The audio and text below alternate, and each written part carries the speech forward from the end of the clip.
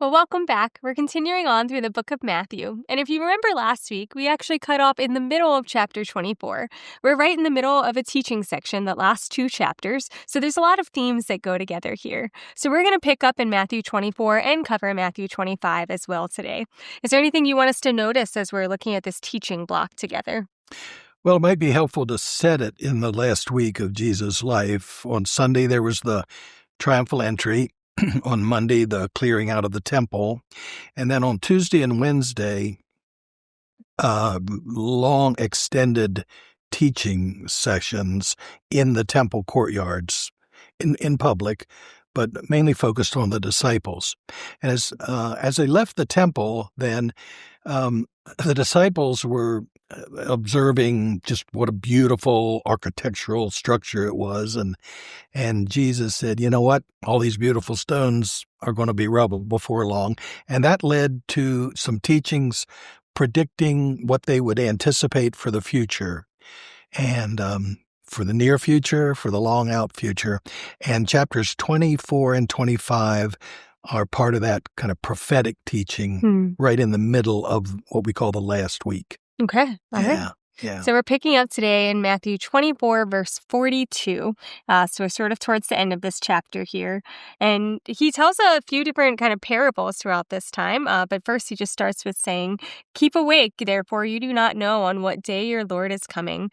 Understand this, if the owner of the house had known in what part of the night the thief was coming, he would have stayed awake and would not have let his house be broken into."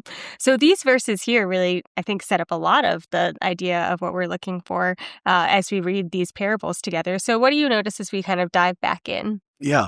The first general important thing is that when Jesus makes a prophecy, and this has been true of prophets in the Old Testament as well, when there's a prophecy, there is some nod to the future, looking to the future, but the main point isn't to predict what's going to happen in the future.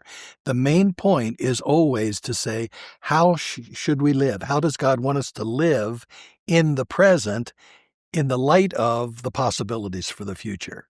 And so that's what Jesus is doing here. He doesn't just predict. He said, oh, well, in about 70 years, this is going to happen.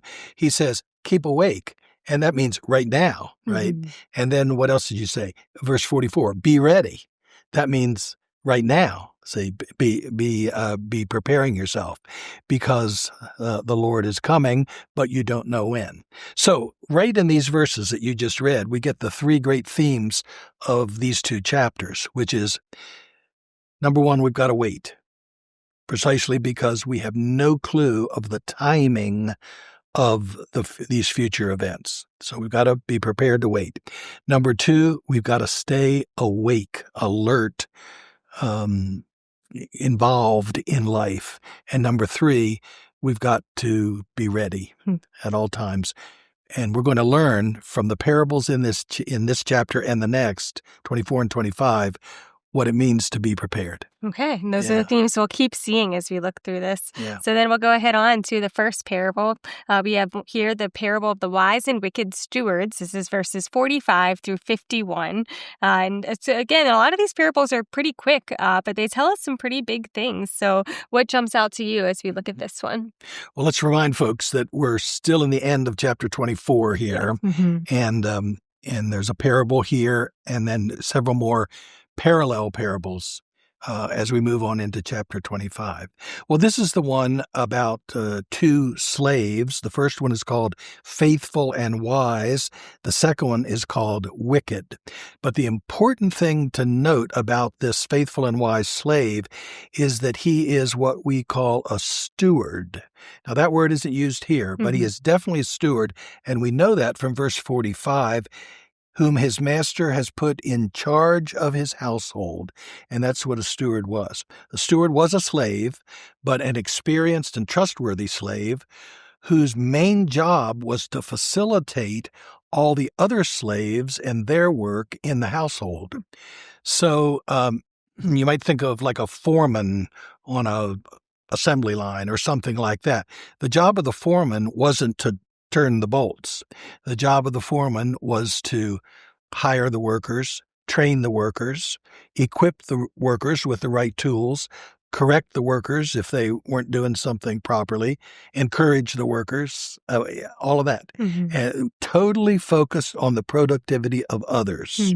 And that's the job that's going on here. And I emphasize that not only because that's who Jesus is talking about, but because I think that is the point of this parable. How do we wait? How do we stay awake? How do we get ready for the presence of the Lord? We do it precisely by accepting service opportunities that are given to us, and those service opportunities will often involve providing for the needs of others. Okay. And I think that's a big, important emphasis here. Yeah. We see that big care of how they're really making sure that they're caring for others. It's not just about what they have and everything. So is it the same three themes that we're pulling out of here once again? The keep awake?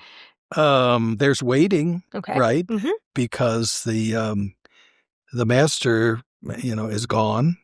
And in verse 48, at the end, it says, "My master is delayed." So that involves waiting. And there's staying awake, because this here, wakefulness, means doing what the master expects, not doing what the master doesn't expect. What the master expected was encouraging and facilitating the work of the other slaves. What the master didn't expect was the slave who beat the other slaves. So that's the wakefulness. Okay. And then I think the readiness part, the prepared part, is being ready and willing to provide for the needs of other people. Okay. Yeah. It's interesting.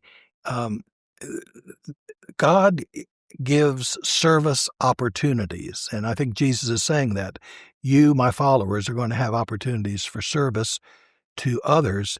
And when we fulfill those services, we're not sent on a cruise. We're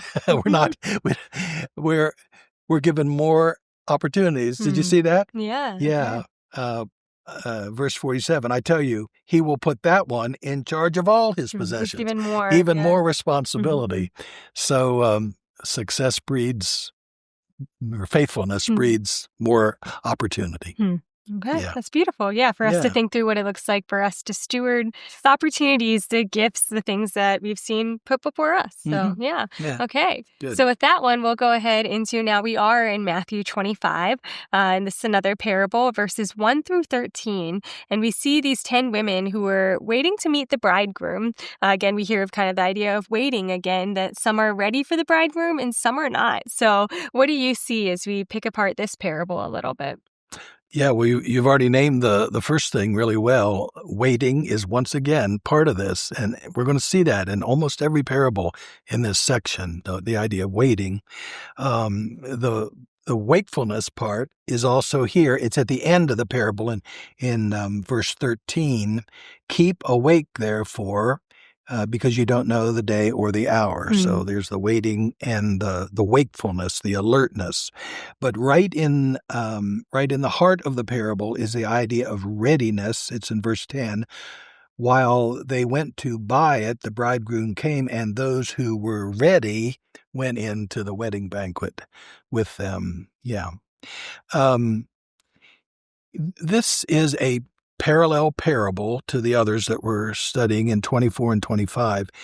But I think it's important to notice that this is not a parable of the type we call an allegory. Okay. Or sometimes we use the term exemplary parable. An exemplary parable is one that is teaching how people ought to behave. And the allegory implies that every detail in the story has a spiritual application point.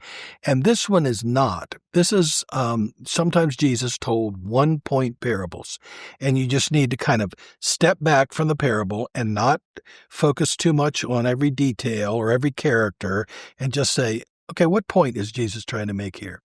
And the reason why I'm pretty sure that this is a one-point parable is there are things that happen in this parable that Jesus would never have taught his disciples. You know what I mean? Like the like the stingy They're not five. sharing. Yeah, Yeah, they're yeah. kind of rude there. And Yeah. especially in the context of what you just said about, being faithful to opportunities to serve others, Yeah. it would seem quite odd to be like, oh, I guess they're not going to help them out or anything like that. Yeah. Yeah. So, I mean, this is just the opposite Hmm. of the moral teaching that Jesus would have done. If that was his point, moral teaching, he would have said, oh, you've got some fellow bridesmaids that don't have oil? Well, share all you can. So anyway, we're going to take the focus off the details and just step back and look at what is the main point.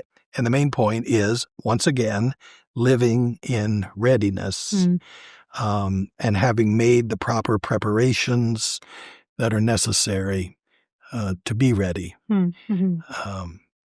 Yeah, these were not candles that they're carrying. They're probably clay lamps in this story. And the clay lamps just had a little pinched area where you laid a wick. And after that wick burned a little bit, as you sometimes do with candle wicks, they had to cut off the frayed end of it so it burned brighter like that. So that's probably the picture that we should get in the background there.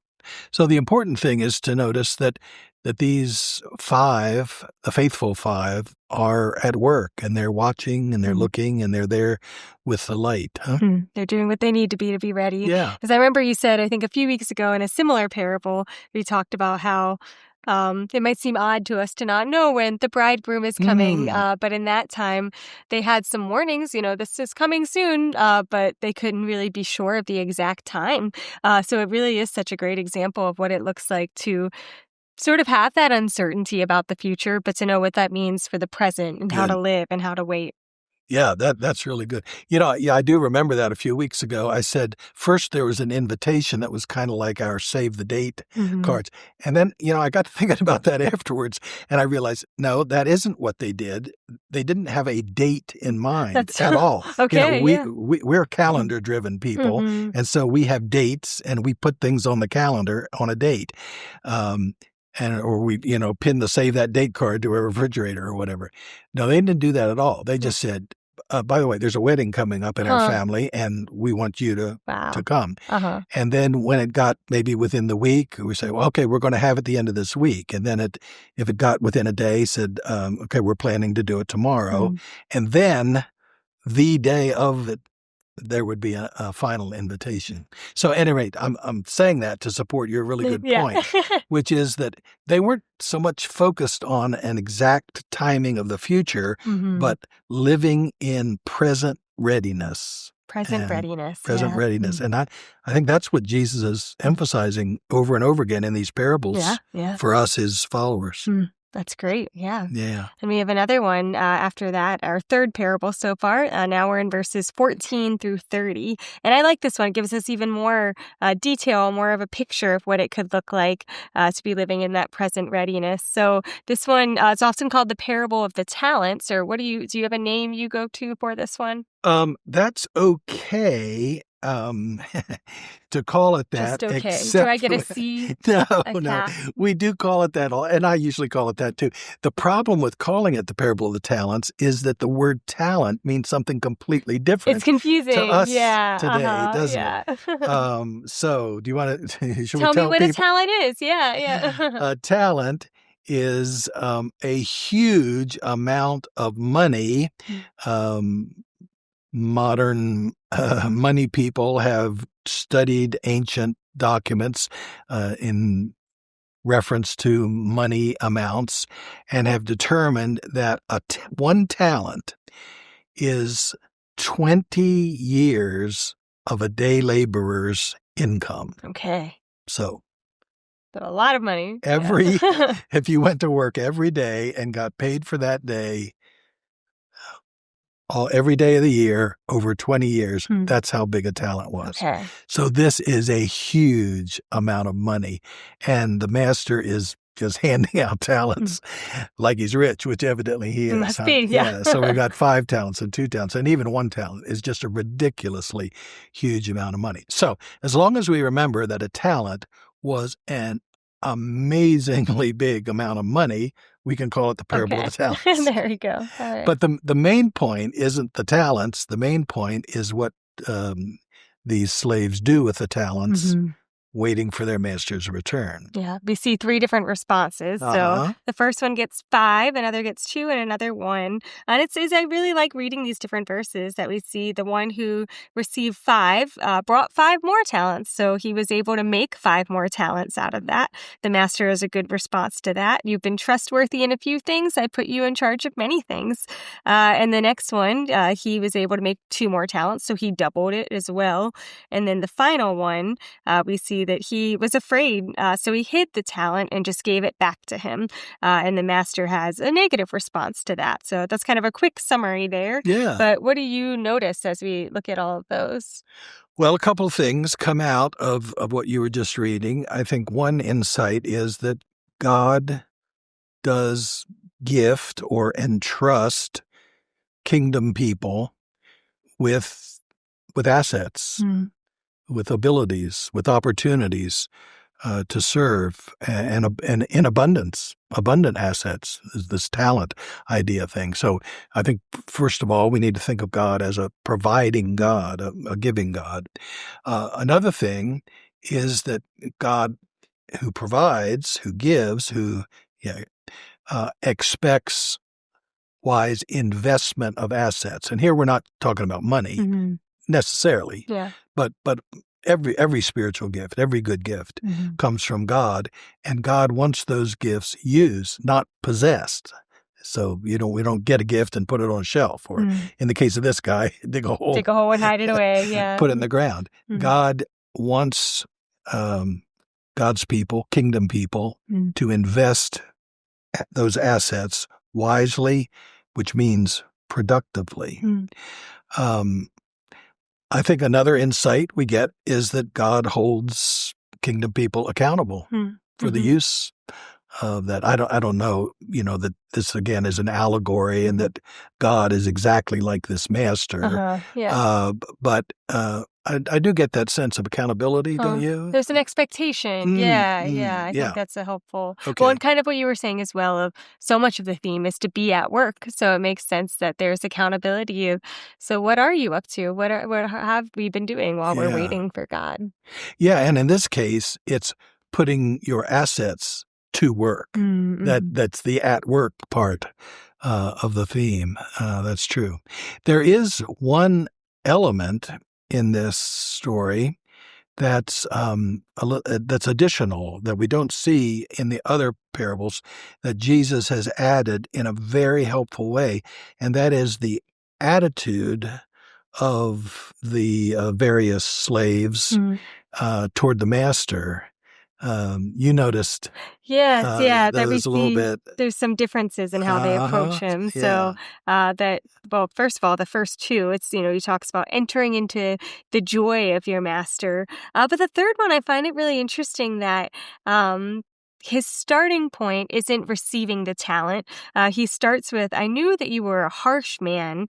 And he said, I was afraid. And that's where this is so much, his hiding the talent is motivated out of, is this fear of this man rather than wanting to accomplish anything for him or thinking that there could be something better, because we see the first 2 get to enter into the joy of the master. So what a contrast, someone who's focused on the harshness versus the other 2 who get to enter into the joy. I know. And I don't know that I noticed that difference all along my encounter with this parable. So that's a really helpful point, that the first 2 are motivated by wanting to be at work about the master's business, precisely so they can share the master's joy at productivity and benefit to other people. That's a joyous thing for them to be involved in.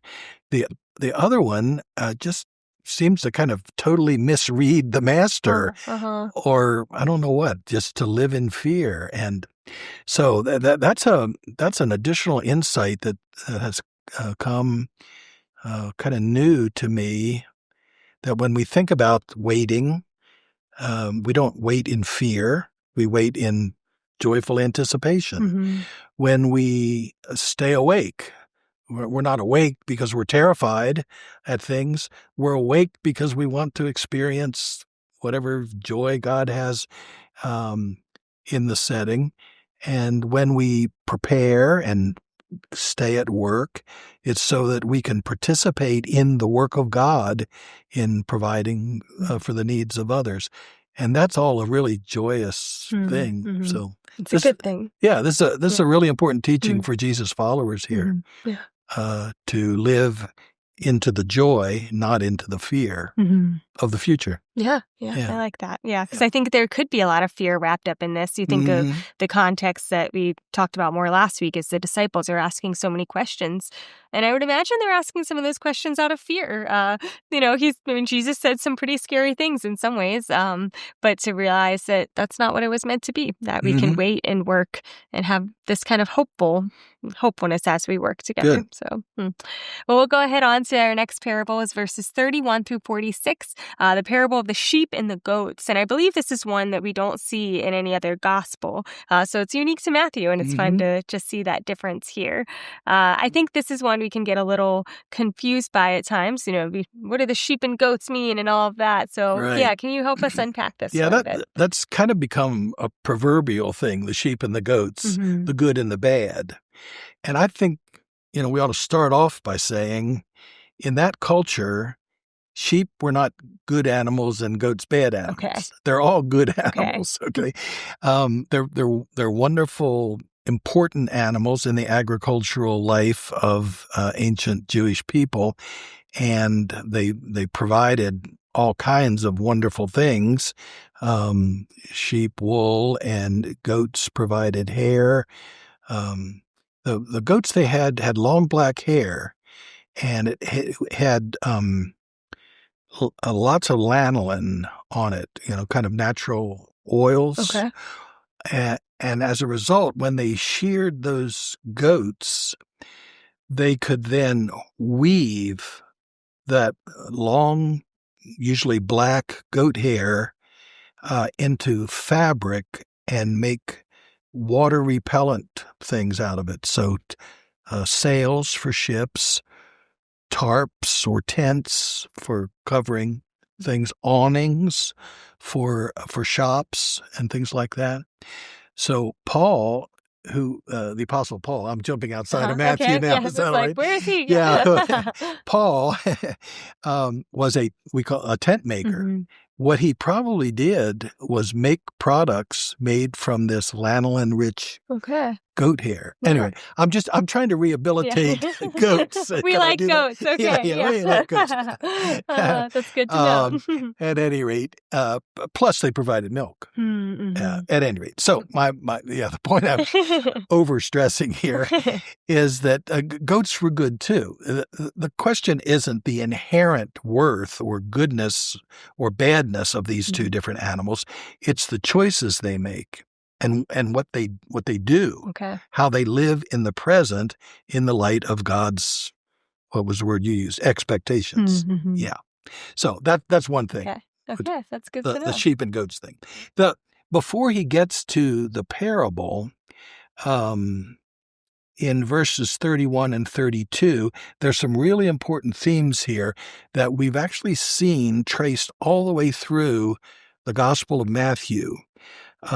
First of all, this is a quote from Daniel, chapter 7. So that's very important. People might want to go back and take a look at that. But it begins, when the Son of Man comes in his glory and all the angels with him. So there, we meet the Son of Man, and Jesus is speaking, of course, and that's the phrase he used for himself, Son of Man. So he first identifies himself as the Son of Man. Then he goes on and says, then he will sit on the throne of his glory. And there we have the idea of the authority of the Son of Man. So we have his identity and then his authority. And we have seen that authority since the very first verse of Matthew. This is the beginning of the story of Jesus the Messiah, the Son of David. So That's a big theme coming up. Yeah. huge. And Jesus is still carrying on with that. And then it goes on in verse 32, all the nations will be gathered before him. And that is another long-time theme in Matthew, emphasizing the universality and the diversity of God's kingdom that Jesus has come. And we saw that in the first verse too, the son of Abraham. Abraham is the covenant bearer to whom God said, in you will all the families of the earth be blessed. So anyway, those three themes, the identity of Jesus, the authority of Jesus, and the diversity and universality of Jesus' kingdom. Yeah, that's great. I'm glad you pulled that out. I think sometimes when we're reading all these parables, we can kind of skip over the verses in between the parables. So to see that all those big themes are written right there before he tells this story, that's great. All right, so let's get to the parable itself. It's interesting that even though these sheep and goats come from all the nations, these are kingdom people that he's talking about. These are his followers. And we know that, I think, from verse 37, then the righteous will answer him. These are all, even though they're from a diverse background, maybe, they're followers, whether they're Jews or Gentiles, whatever. So, what's the difference between the sheep and the goats in this parable? You want to, how would you see how we differentiate between them? Well, are you jumping on down to how the way that they act and they treat others? Okay. So that's the biggest thing I noticed. Yeah, it's just that we see one treats other people as if they're Jesus. I love that, how at first they're surprised, like, when did we see you? You know, but that they're sort of being affirmed in the fact that when they saw hungry people, they fed them, and they clothed people who didn't have clothes. And then we see these other people who didn't act that same way, that they weren't generous in that way and sharing with their belongings or wealth or their acts of service. And they're also surprised that Jesus took their lack of care for the needy so personally. It almost seems defensive, like, oh, well, we didn't see you, so we're fine. But clearly, Jesus has taken the actions of these two groups, these two choices, very personally, and has made a connection between the way his followers treat other people, especially people in need, and the way they value him. That's a pretty high standard. Yeah, that's pretty. That really hits you. Yeah, it does. And it's as you suggested, the list here is all people who have one serious vulnerability or another, clothing related or food related or imprisoned or whatever. They're all very vulnerable people. So, although this parable might not seem so parallel to the previous ones, it is. What it's missing are words like be ready, stay awake, wait. The words are not in this parable, but I think the same basic point is being made here, don't you? Yeah, because I think just hearing, they definitely seem caught off guard.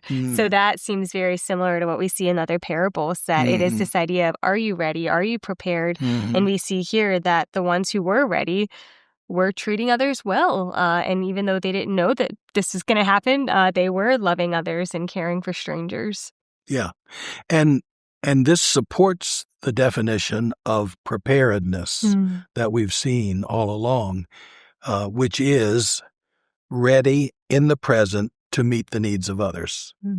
We saw that in the steward parable.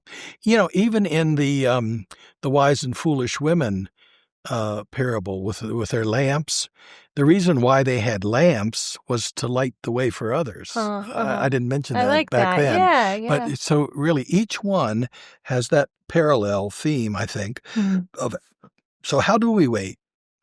What's it mean to stay awake? What does it mean to be prepared? It means to, in the present, be meeting the needs of other people while we're waiting for God to fulfill God's plans. So if you're not sure where to get started, that's the best place really is to see what it means to meet the needs of other people based on what God's given you. Good point. I think that's great. Good point. Yeah. Any closing thoughts then on this parable? No, I think we just need to take very seriously the important statement that Jesus made in verse 40, which is, just as you did it to one of the least of these